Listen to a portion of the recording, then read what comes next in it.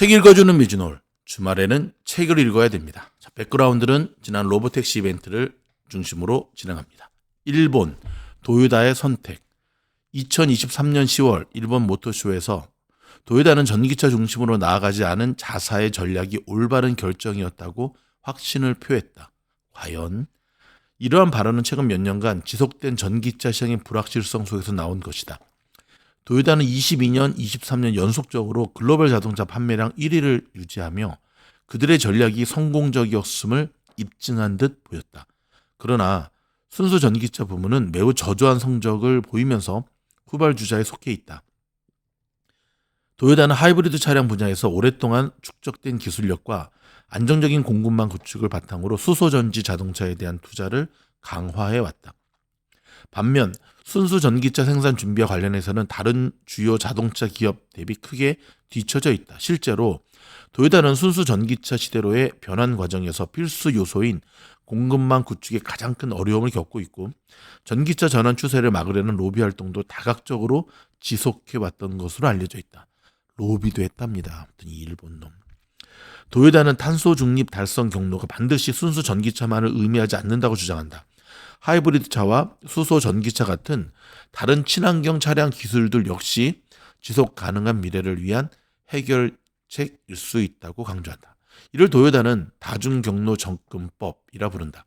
다중경로 접근법. 말은 참 좋네. 하지만 앞서 살펴봤듯이 이미 전기차 시대는 시작되었고 그 성장세도 계속되고 있다. 기존 내연기관 자동차 기업들조차도 각국 정부 정책에 발맞추어 전기차 시대를 위한 준비를 계속하고 있다.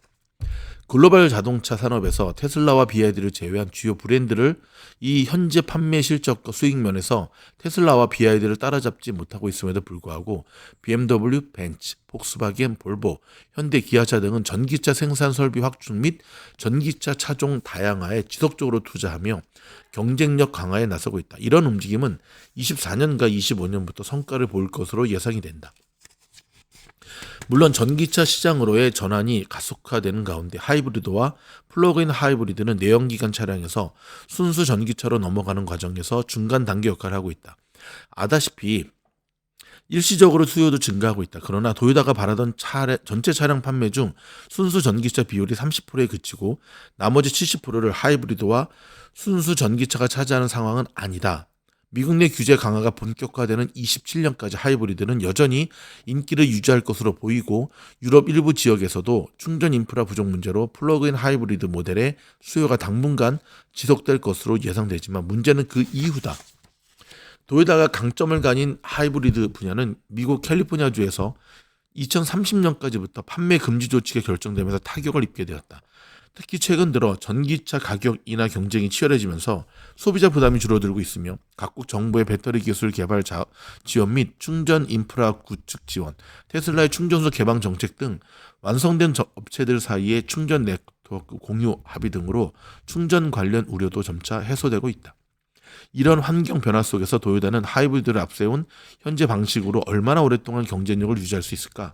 이미 자동차 시장 변화에 크게 뒤처진 도요다는 생존하기 위해서라도 서둘러 전기차 부품 공급망 및 생산 프로세스에 대한 대대적인 투자를 진행해야 할 필요가 있다. 현재 상태로는 마치 전기차 시대의 도래를 막으려 하듯 기도하는 모습만 보여 안타깝다. 다소 적극적으로 극단적으로 표현하면 도요다의 다중경로 접근법은 세계 1위 자동차 기업 도요다가 자멸하는 길인지도 모른다. 자, 여기까지가 이제 도요다의 선택에 대한 부분이었는데요.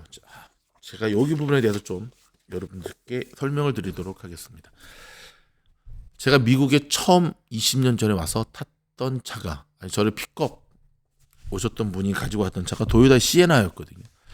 그 조용한 엔진 소리 저도 깜짝 놀란 적이 있습니다.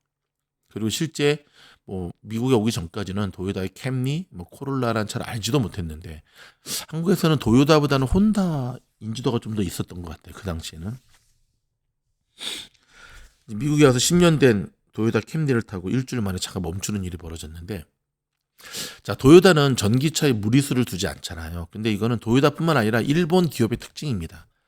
여러분 일본 기업들을 보면 절대 무리하지 않습니다. 좋게 말하면 무리하지 않는 거고 냉정히 말하면 성장성을 포기한 거죠. 성장을 포기한 거죠. 우리 어릴 때 여러분 워커맨 기억나십니까? 워커맨, 뭐 소니, 파나소닉, 뭐 그냥 세뇨, 그쵸? 그 세대들이 정말 쏟아 부었던 그 전기 전자 쪽을 그 후손들은 절대 무리하지 않죠. 그냥 안전. 여러분 그렇게 되면 어떤 일이 벌어지냐면 제가 일전 영상에도 말씀드렸는데 소니가 TV로는 대빵이었거든요. 20년 전에. 그래서 좀 성공한 사람들이 집에 소니 TV 들어놓는 게 목표였는데 더 이상 미국의 베스트바이나 커스코 가면은 소니 TV를 볼 수가 없습니다. 그 자리를 LG와 삼성이 대신하고 있습니다. 저는 자동차도 똑같은 길을 걸을 거라고 생각합니다. LA 오토쇼를 제가 한번 가본 적이 있는데 혼다와 도요타 쪽 코너를 가보니까 마지못해서 그냥 참가한 의미가 느낌을 지울 수가 없었습니다. 그냥 무슨 뭐 노란 차, 파란 차 색깔만 요란하지 혁신이라고는 도저히 찾아볼 수 없는 이 도요타와 혼다, 뭐 닛산도 마찬가지고 모습들을 보면서 아 얘네들은 미래를 전혀 준비하지 않고 있구나. 그냥 공무원 마인드죠. 그냥 공무원 마인드. 언제까지 버틸 수 있을까요? 전 소니 TV와 같은 꼴이 날 거라고 저는 확신을 하거든요. 뭐 단기적으로는 지금 과도기적으로는 뭐 조금 재미를 볼 수 있을지 모르지만 자동차야말로 다가오는 미래를 준비하지 않으면 도태될 수밖에 없다는 것이 자동차 섹터군의 우리에게 가르쳐주는 교훈이거든요. 자, 과연 10년 뒤에 도요타 어디쯤에 와 있을지. 근데 벌써 제가 처음 미국에 왔을 때 미국 주식을 보니까 자동차 기업들 가운데 시가총액 1위가 도요타였어요. 근데 지금은 뭐 테슬라에 밀려서 찬밥 시등세잖아요.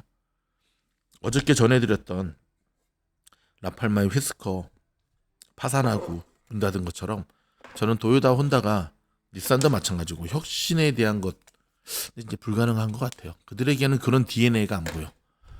결국 그들이 역사 속에 사라지는 것은 시간 문제라고 생각합니다. 내일 읽어드리겠습니다. 고맙습니다.